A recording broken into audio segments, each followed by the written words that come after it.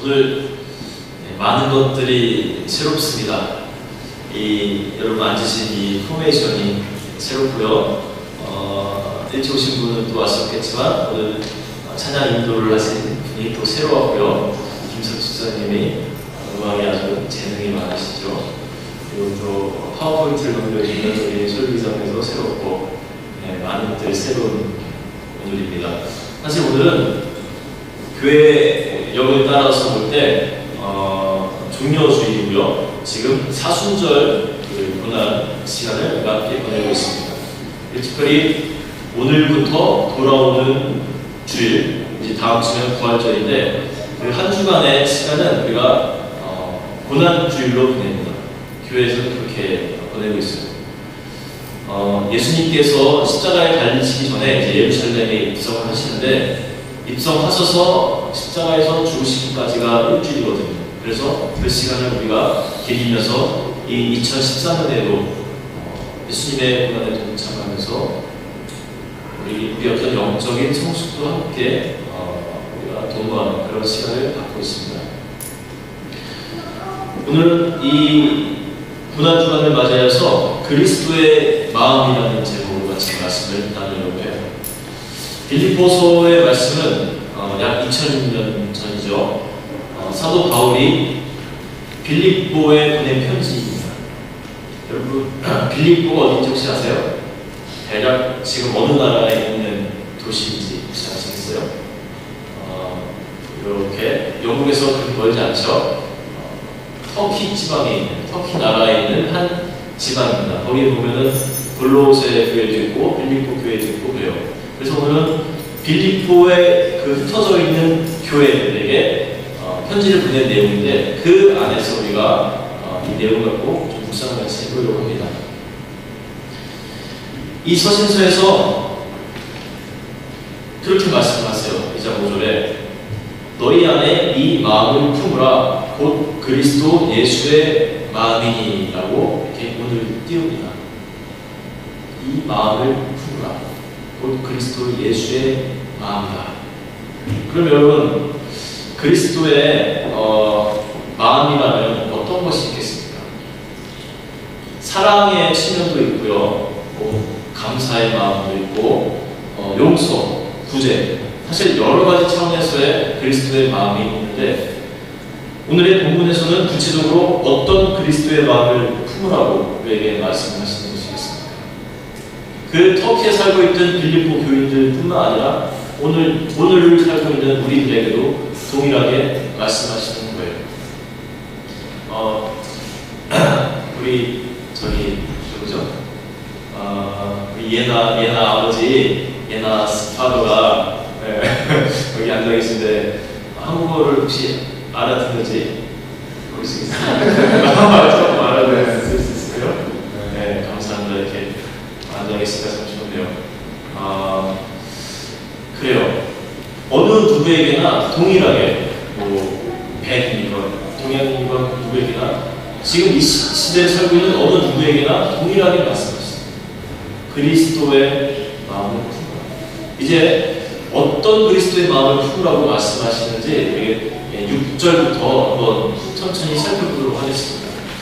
6절부터 11절까지의 말씀을 그리스도의 찬가라고 그렇게 부릅니다. 그래서 목사가 설교 준비를 하다 보면 어떤 때는 그 준비 과정 속에서 그 설교가 자기 마음에 굉장히 꽂힐 때가 있습니다. 또 어떤 때는 조금 그 감동이 적을 때도 있는데 이번 주에는 제가 이 설교 준비를 하면서 그 과정 속에서 제 마음에 이 말씀이 많은 도전과 은혜를 주었습니다.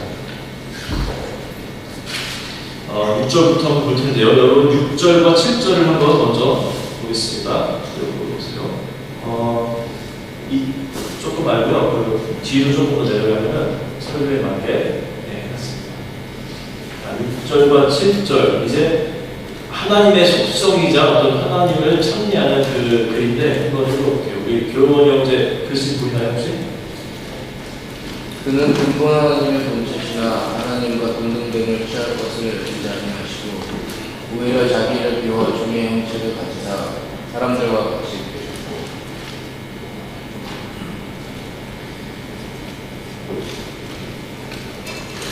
예수님께서 종이 되셨다고 말씀을 하시는데 이것은 여러분 그냥 외형적이거나 아니면 일시적인 환경 적응 차원에서의 종이 되는 것이 아니었습니다. 우리가 소설이나 드라마를 보면요 그런 내용의 소설들 많이 보셨죠.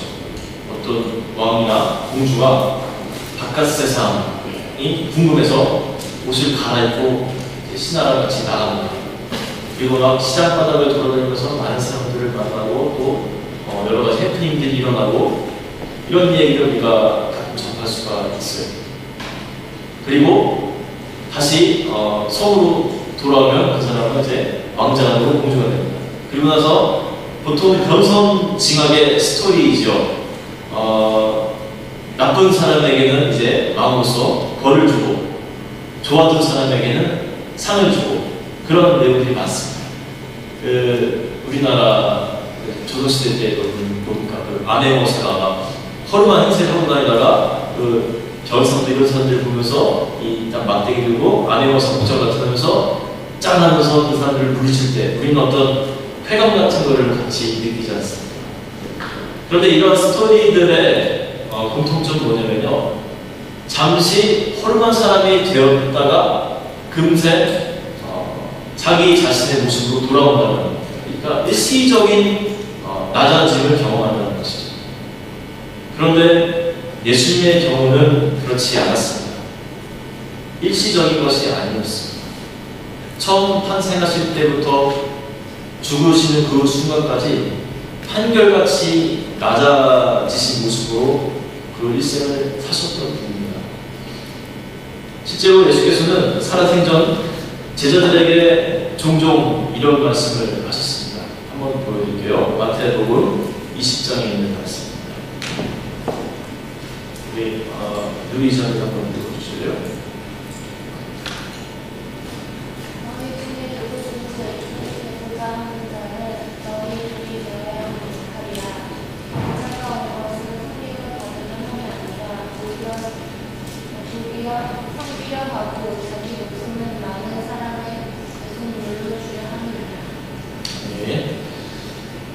주님은 이렇게 말씀하셨습니다. 제자들과 사람들에게 늘 말씀하실 때 내가 이 땅에 온 것은 섬김을 받으려 함이 아니고 도리어 섬기기 위해서 왔다고 그렇게 말씀하셨는데 근데 말로만 그러신 것이 아니라 정말로 그런 삶을 사셨습니다. 그 증거 중에 죽으실 때까지 낮아지심으로 죽으셨다는 것이 바로 십자가예요. 당시 십자가 형벌은요 그냥 아무에게나 주어지는 형벌이 아니었습니다. 사형수라고 해서 모든 사형수가 다 십자가를 지을 것은 아니었어요. 그것도 계층에 따라서 로마 시민에게는 십자가 형태를 주지 않았습니다. 이 가장 고통스럽고 가장 창피한 그 형벌이었거든요. 누구에게 줬냐 그러면 이방인들 중에서 그 중에서도 주로 종들에게 가장 낮은 계급인 종들에게 해당하는 것이 십자가였습니다. 간혹 가다가 자유인에게도 주어졌지만 자유인 중에서도 가장 낮은 계층의 사람들에게 해당하는 것이 바로 십자가입니다.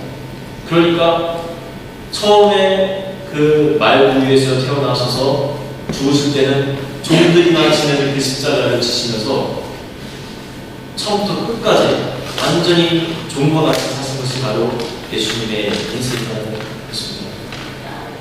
그래서 8절에 보면요, 보여주세요. 이렇게 기록하고 있습니다. 사람의 모양으로 나타나사 자기를 낮추시고 죽기까지 복종하셨으니 곧 십자가에 죽으심이라. 그럼 여기서 그 곧이라는 단어를요 찾아보세요. 십자가 앞에 곧이라는 단어가 있는데 그 단어를 그래서라고 바꿔서 읽어보십시오. 사람의 모양으로 나타나사 자기를 낮추시고 죽기까지 복종하셨으니 그래서 십자가에 죽으시리라. 종이 있었기 때문에 십자가를 지었던 거죠. 하나님과 같은 본체를 지니신 분이 생각해 보십시오. 온 천지 만물을 다 주관하는 그 하나님과 동일한 분이 정말 종과 같은 삶을 살다 가신 거였습니다. 오늘 성경은 우리 성도들에게 말씀하기를 이러한 예수님의 마음, 이러한 낮아짐의 마음을 너희들이 품으라라고 이렇게 말씀합니다. 저도 이 말씀을 제 삶에 적용을 시켜보았습니다. 제가 가만히 제 자신의 모습을 돌이켜보니까 영국에 와서 공부를 하고 사역을 하면서 알게 모르게 제 스스로가 자랑스러워하는 부분들이 생긴 것 같아요. 한국에 제가 잠시 다녀올 때가 있으면 사람들과 만나서 얘기할 때 늘 제가 영국에 거주하고 있는 것을 자랑하고 싶어 합니다. 여러분도 혹시 그러시나요? 영국에서 살고 영국에서 공부하고 이런 것을 혹시 자랑스러웠는지 모르겠습니다. 근데 저는 그랬어요. 그래서 상대방과 같이 얘기를 나눌 때 잘 모르는 사람이면 어디서 사세요? 어디서 왔어요? 라고 물어보기를 좀 기다렸던 것 같아요. 안 물어보면 억지로라도 꽤 맞춰서 내가 영국에 살고 있는 것을 얘기하고 싶고 그랬더랬습니다. 사실 그렇게 자랑스러운 것도 전혀 아닌데 그랬어요. 근데 제가 왜 또 그런 자부심이 있냐면요. 저는 감리교 목회자로서 그렇습니다. 우리 영국이 감리교회 본부장이지 않습니까? 웨슬리가 태어난 곳이고 사역하는 곳이고 이 영국이라는 곳에서 감리교가 출발한 곳에서 공부도 해봤고 또 감리교 영국 감리교 오리지널 감리교에서 같이 사역도 하고 있고 여러분 아시다시피 우리 교회는 일반 한인교회와는 조금 다르게 영국 감리교회에 소속된 교회입니다. 그런 곳에서 제가 자부심이 막 있는 거예요. 게다가 영국 대학교 나름 유명한 우리 엑스터 대학교에서 감리교 교목으로 활동하는 그런 것도 제 나름대로는 굉장히 큰 자부심으로 느껴졌던 것입니다. 그러니까 사람들과 만나면 이런 얘기를 이렇게 꺼내고 싶은 거예요. 저도. 여러분 이게 다 뭔 줄 아십니까? 이런 마음이. 한마디로 말하면 이것이 이생의 자랑입니다. 제 안에 제 자신을, 제 자아를 자랑하고 싶어하는 그런 마음이 생깁니다. 우리 사람들이 대체로 그런 목사라는 요한 1서 2장에 있는 16절에 있는 말씀을 분명히 알고 있음에도 그런 자꾸만 자아가 생긴 것이죠. 보여드릴게요. 요한 1서 2장 16절의 말씀 이렇게 성경을 기록하고 있습니다. 유명 선생님 보시고 이는 세상에 있는 모든 것이 육신의 정욕과 안목의 분과 이생의 자랑이 바바스대로 표정한 것이 아니요 세상의 표정입니다. 이런 것들 세상에 있는 모든 것이 육신의 정욕과 안목의 정욕과 이생의 자랑이 이런 것들이 다 아버지께로 쫓아온 것이 아니고 세상으로부터 쫓아온 것이라고 이렇게 말씀하고 있습니다. 사람은요 굉장히 연약하고 진짜 틀이 많습니다. 우리가 그리스도와 함께 정말로 십자가에서 완전히 죽지 않는 이상은요 늘 틈이 많아요. 그리고 그 틈만 조금만 있으면 사탄이 들어와서 이 마음을 자꾸만 움직입니다. 자랑하고 자꾸만 자기 자아가 상하게 우리는 이렇게 약한 존재인데 그래서 우리에게 예수님이 필요한 것 같아요. 그렇기 때문에 우리가 틈을 항상 메꿀 수가 없기 때문에 그래서 우리에게 예수님이 필요하지 않나 그런 생각이 또 같이 힘을 내요. 위로가 되죠. 사도 바울도 처음에는 이런 인물이었습니다. 당시 사도 바울은요, 자신의 좋은 혈통을 뽐내던 사람이었습니다. 히브리인 중에 히브리인이라고 굉장히 뽐냈죠. 그리고 그가 뽐냈던 것 중에 하나가 학벌이었습니다. 그 당시 최고의 학교에서 공부한 아주 수석이었습니다. 또 한 가지는 그가 로마 시민권자였던 것을 자랑했습니다. 그리고 기회만 있으면 막 매 맞을 일이 생기고 목이 갇힐 일이 생기고 기회만 있으면 그 로마 시민권자임을 드러내면서 빠져나가려고 애를 썼습니다. 하나님의 사람이었지만 그럼에도 불구하고 그 역시도 그것을 이용하려고 했어요. 그러나 그가 정말로 예수님을 강하게 만나고 이 예수님이 어떤 분인지를 경험한 이후에는 그 사람의 고백이 달라졌습니다. 여러분, 사람이 변하면요, 가장 먼저 달라지는 것이, 변하는 것이 무엇인지 아세요? 눈빛일까요? 제가 경험하기로는 그 사람의 입에서 나오는 말이, 고백이 달라집니다. 여러분, 믿음이 성장하면요, 말이 달라집니다. 믿음의 말이 자꾸만 나오죠. 그 고백을 한번 들어볼게요. 갈라디아서에 있는 말씀과 고린도전서에 있는 말씀 두 개의 한번 같이 보겠습니다. 소유산에 한번 보여줄까요?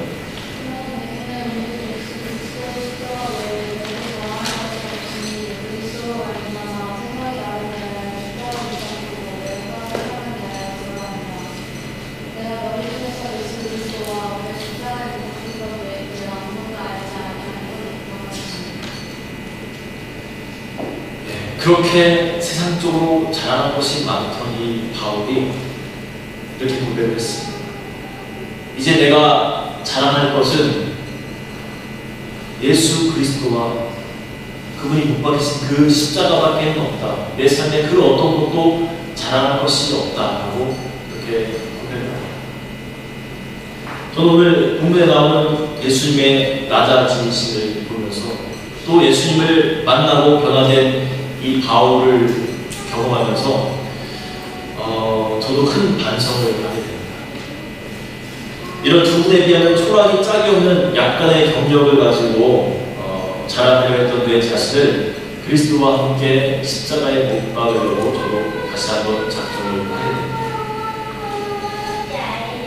이런 마음을 품고 나니 가만 생각하며 제 자신을 다시 돌이켜보니까요, 정말 이제는 제 자신이 뭐 하나 자랑할 것이 없는 그런 존재가 된 것 같은 것을 제가 느낍니다.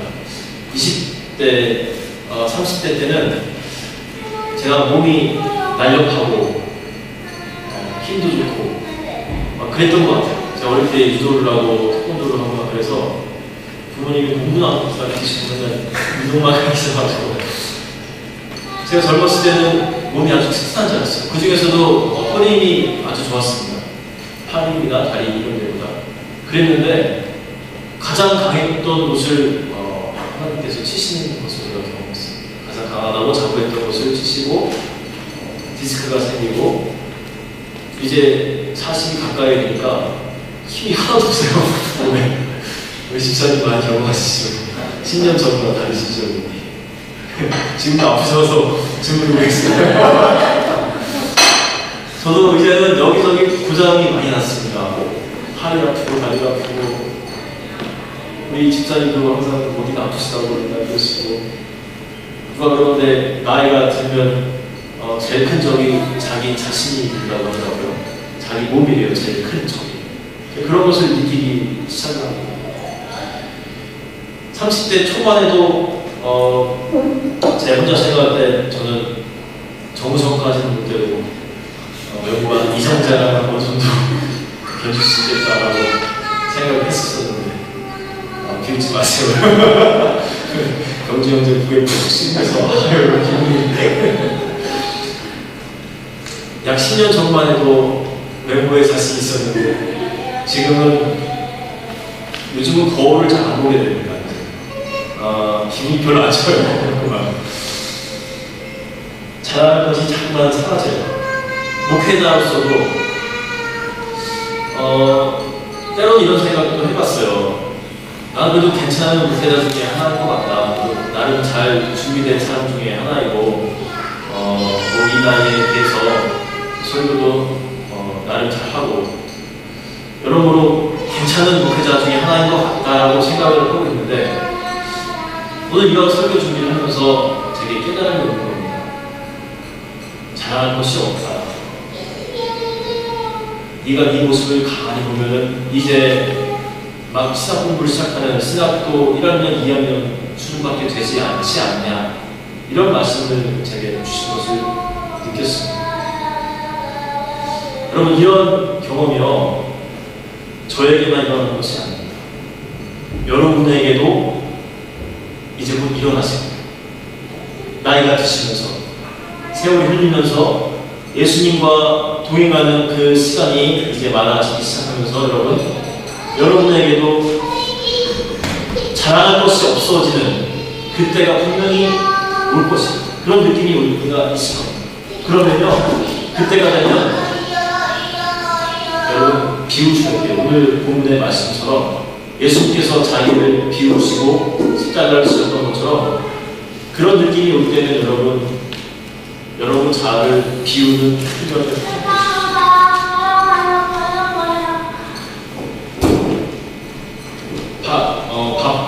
그릇에 우리가 밥을 담으려고 하면 그 안에 들어있는 무엇이 되는 간에 그것을 비워야 됩니다. 물이든 아니면 조금 전에 먹었던 찌끄러기든 무엇이 들어있든 깨끗이 지워야 됩니다. 그래야 밥을 담을 수가 있습니다. 여러분 비워짐이 필요합니다.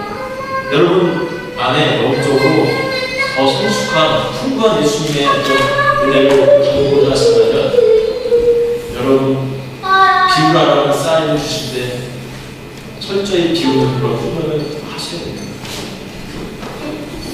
그때 그 이곳에 그리스도의 풍요로움이 생기는 것입니다. 그럼 비울 때 그냥 비워지기만 하는 것이 세상에 있지 않으며 하나님의 방법은 내 자아를 비울 때 그 사람을 더 크게 높여준다는 것입니다. 오늘 말씀을 그렇게 말씀드렸습니다. 9절 말씀 볼까요? 우리 고배담에게 한번 읽어주실까요? 이러므로 하나님이 그를 지극히 높여 모든 이름 위에 뛰어난 이름을 주사. 네, 제가 이따가 일주를 보았는데 그 지극히 높여라는 표현이 있지 않습니까? 이것이 사실은요 역설적인 표현에 가깝습니다.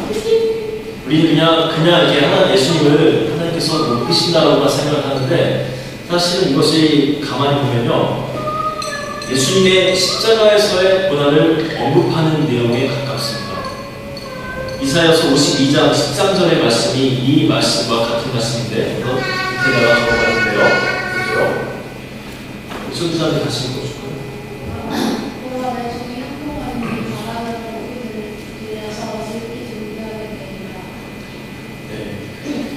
내 종이 형통하리니 받들어 높이 들려서 지극히 존귀하게 되리라.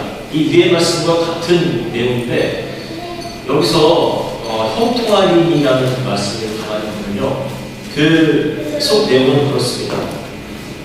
그의 사명에 부합하도록 지혜롭게 행하실 것이라는 뜻입니다. 그의 사명을 감당하도록 그 예수께서 지혜롭게 행하실 것. 여러분 이것이 의미하는 것이 무엇이겠습니까? 그의 사명을 위해서 십자가에 달리실 것을 말씀합니다. 그러니까 하나님이 그를 높이신다는 것은 십자가에 달리신다는 그런 내용입니다. 사람의 눈으로 보면 십자가를 지는 것, 자기를 비우는 것이 멍청함이고 지는 것입니다. 세상적으로 그렇습니다. 그런데 하나님의 눈으로 보면 십자가를 지는 것이 결국 지극히 높임을 받는 것이다. 그렇게 말씀드렸습니다. 세상의 기준과 하나님의 기준은 전혀 다른 것입니다. 그래서 이제 본문의 마지막 절인 10절, 11절의 말씀들이 십자가 보여주십시오. 10절과 11절 영준이 형제의 하나님의 절과 나의 절로 모든 몰골 예수의 이름에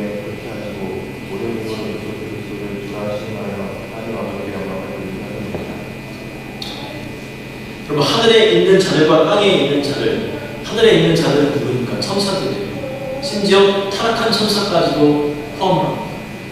천사들과 또 옛날 사람들의 사고 속에서는 그 땅 아래 막 잡신들이 산다고 생각했어요. 땅 위에도 마찬가지예요. 그러니까 저 천사들과 땅 아래 있는 신들과 모든 영들이 예수의 그 이름 앞에 무릎을 꿇게 된다는 그런 말씀입니다. 십자가를 질 때 하나님이 그 예수를 높여주신 것입니다. 한때 사탄이 예수님께 다가와서 속삭였습니다. 세 가지 뭐죠? 그 템플테이션 세 가지 유혹을 주셨습니다. 그 중에 하나는 뭐냐면요, 네가 나에게 와서 절하면 네가 보고 있는 이 모든 세상의 좋은 것들을, 세상의 영광과 지위와 모든 것을 너에게 주겠다라고 그렇게 사탄이 속삭였습니다. 하지만 예수님은 그렇게 하지 않으셨죠. 만약에 예수님께서 사탄의 발 아래 무릎을 꿇고 절했더라면 어쩌면 잠깐 그 영광을 예수님께 주었을지 모르겠지만 결국 그것은 실패로 끝났을 것입니다. 그런데 오늘 반대로 예수님이 사탄에게 무릎을 꿇지 않고 십자가를 지셨을 때 하나님이 그 예수님을 높여주시고, 그리고 반대로 세상의 모든 영들이 그 예수님의 발 아래 무릎을 꿇게 만드신 것입니다. 이것이 세상의 방법과 하나님의 방법의 차이입니다.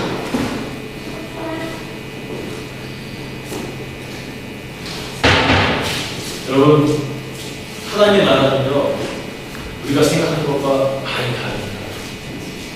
하나님의 나라의 이치는 내 자아를 자랑하지 않고 비우는 것이, 그것이 복된 길이요 예수님으로 채워지는 길입니다. 여러분, 이런 마음을 품는 것이 그리스도의 마음을 품는 것이라고 주님이 말씀하고 계십니다. 예수님과 같이 낮아지시고 또 하나님의 그 사명을 감당하기 위해서 십자가를 지는 것, 그것이 그리스도의 마음을 품는 것입니다. 오늘 이 종료주일, 이 고난의 주일 동안에 그것이 우리들에게 주시는 하나님의 말씀이세요. 십자가를 지기까지 그렇게 낮아지라는, 순종하라는 것입니다. 여러분, 많이 자랑하고 싶으시죠? 무엇이 있으면 자랑하고 싶으신 것입니다. 우리 집사님 뭐 자랑하고 싶으신 것 있으세요? 이제 이 생에서 있으실 수 있습니다. 우리 리차드나 우리 고배당에도 뭔가 자랑하고 싶은 게 있을 수도 있습니다. 우리 뒤에 있는 현익인 작가도. 그러니까 제가 자랑하고 싶었던 영국에 살고 있는 것만, 여기서 조금 공부한 것도, 그래서 조금 살아가고 있는 것도 다 자랑하고 싶은 것이 우리의 자아. 그런데 오늘 주님 말씀하실 때 그리스도의 마음을 품으라고 하십니다. 내가 낮아져서 십자가를 지기까지, 종만 지었던 그 십자가를 지었던 것처럼 너희도 그렇게 종처럼 낮아지라는 말씀을 하십니다. 여러분, 오늘 이 고난 주간에 그 십자가를 기억하시면서 한번 저 밑에까지 낮아지시는 경험을 하시고, 그래서 비워지심으로 예수님의 풍요로움을 더 많이 채워보시는 그 한 주간 되시기를 주님의 이름으로 축원합니다. 아멘. 우리 함께 십자가 찬양하겠습니다.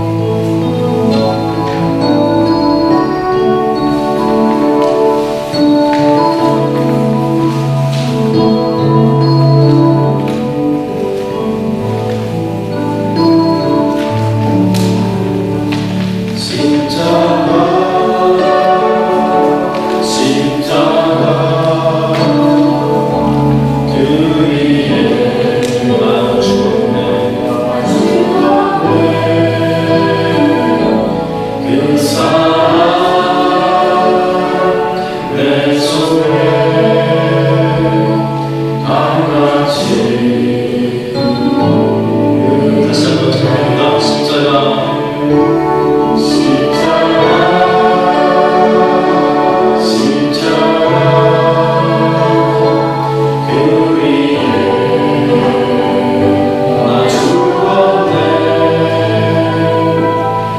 주사